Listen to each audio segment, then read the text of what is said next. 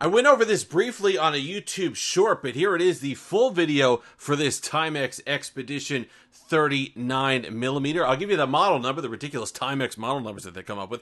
It's the T40941. Really intuitive always from Timex, but this was a Target find, believe it or not. You know, this stuff you usually find in Walmarts and stores like that, but I was able to Target one of the 6 watches that they had on display. One of these was there, and I'm really glad I picked it up.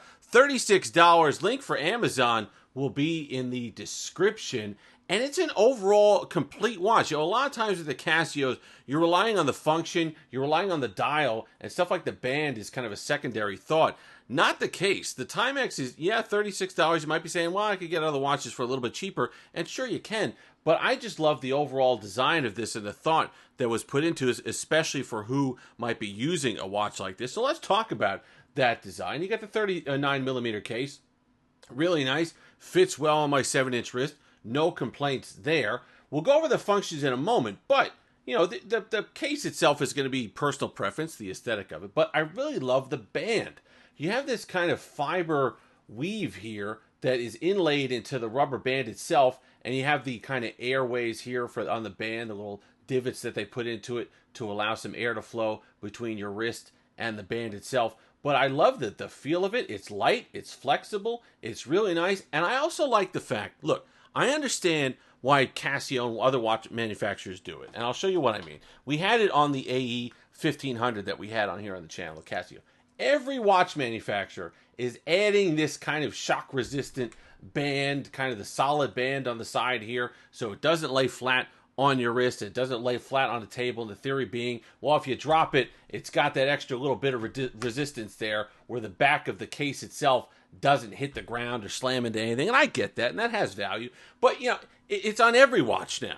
Every watch from $20 on up, a lot of times with these Casios and these ones that are meant to be kind of these digital rugged watches will have that on it. I like the fact that the Timex doesn't. It can lay flat because you get that kind of feeling against your wrist. It feels like it's sleek. It feels like you have a nice slim fit against your wrist. It feels like you're wearing the watch as opposed to the watch wearing you.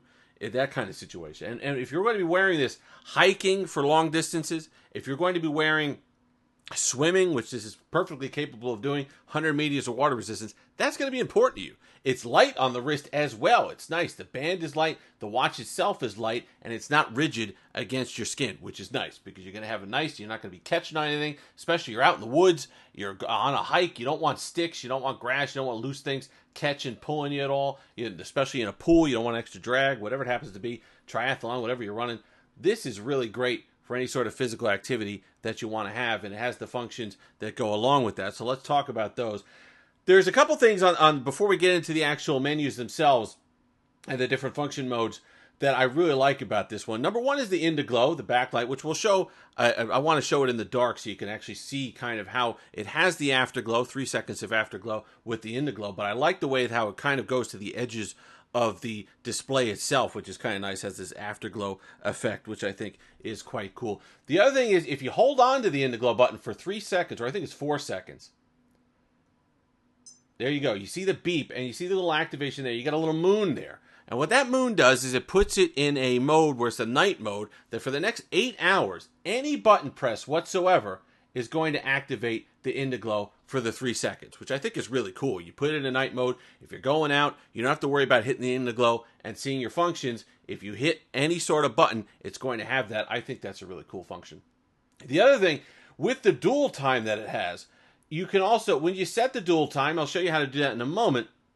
You go ahead in the top right-hand corner here, you can see it's the start button for the chronograph, but you hold that, and you get the second time zone. And what I like is it also, you don't see it here because the time zone I have is the same. I have it on military time so you can see the difference, but it'll also give you a separate date and day and date. So if it's Monday the 13th of March, wherever your second time zone is, it'll give you that. And it'll display it here, and you see that flashing T2 at the bottom.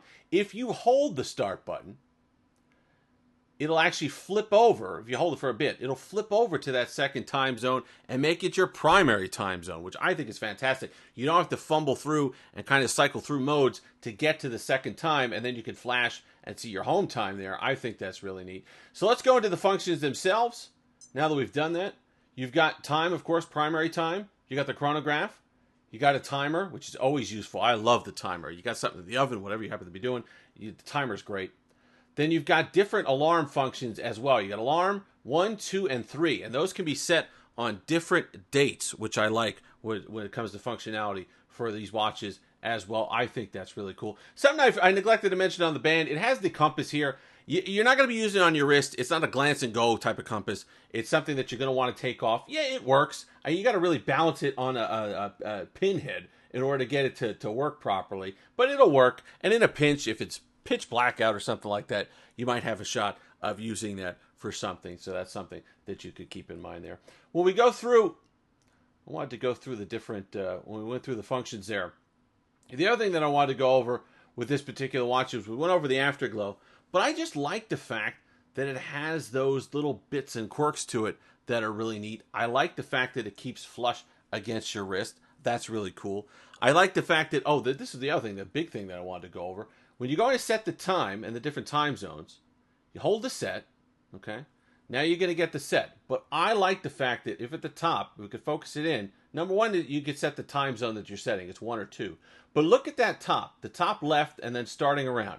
See how it has the actual functions for the buttons? If I hit set again, that's done. If I hit down here, I hit mode, that's going to be next. And then up and down is plus or minus on whatever I happen to be changing. I love the fact that it puts that right on the display. How cool is that? Instead of fumbling around, guessing and testing, having to read the manual, say, which one of these is up and down, and which one's going to keep me going, which one's going to, and which menu is going to. I love the fact that I don't have to guess depending on what menu I'm in. It's going to tell me what I need to push to do what I need to do. And of course, you can go up and down, and that's how you set time 2, and then I'd go through it if I need to do that, and you can set time 1, and then you hit mode, and then you can go through the sets that you need to. And when you're done, you hit done in the upper left, and you're set to go. Overall, fantastic watch. Intelligently, it's just nice design on it, intuitive design. Really like that stainless steel case back, 100 meters water resistance, like I said. If you're looking for something that's going to be good for running, you could do splits on this, on the chronograph, if you need times, if you're doing laps in the pool.